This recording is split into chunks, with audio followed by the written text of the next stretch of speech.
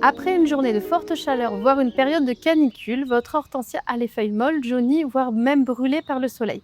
Pas de panique, dans la majorité des cas, il est encore temps de le sauver. On va vous montrer les gestes pour l'aider à se rétablir.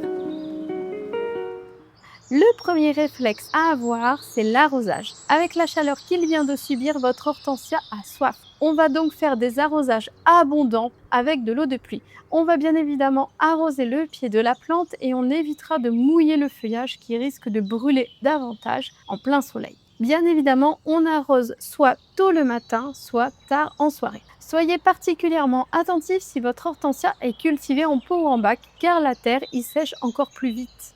Et justement, si votre hortensia est en pot, pensez aussi à le déplacer à l'ombre le temps que la canicule passe ou qu'il se rétablisse. Le deuxième geste, c'est d'installer une couche de paillage organique au pied de votre hortensia.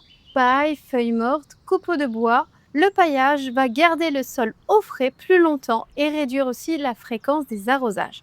Vous pouvez aussi laisser pousser quelques herbes spontanées autour du pied. Elles forment un couvert végétal qui aide à retenir l'humidité.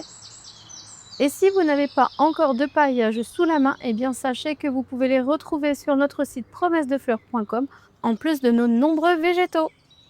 Le troisième geste consiste à retirer les fleurs abîmées par le soleil ainsi que celles qui sont déjà fanées. La floraison puis la fructification demandent beaucoup d'énergie à votre plante. En la débarrassant de ses fleurs, vous l'aidez à concentrer ses ressources sur sa survie. Et si votre hortensia est encore en pleine floraison, eh bien vous pouvez même aller jusqu'à couper une inflorescence sur deux, même si elles ne sont pas abîmées. Mieux vaut en sacrifier une partie pour aider le reste de la plante à se rétablir.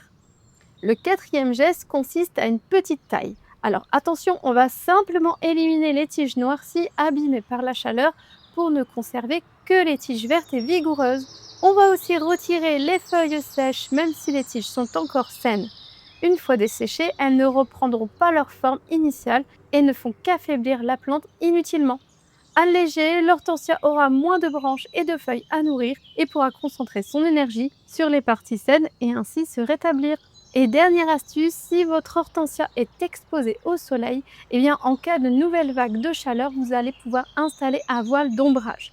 Ça va l'aider déjà à se rétablir et aussi ça va lui permettre d'être à l'ombre au moins pendant les heures les plus chaudes de la journée. Revoyons nos gestes en résumé.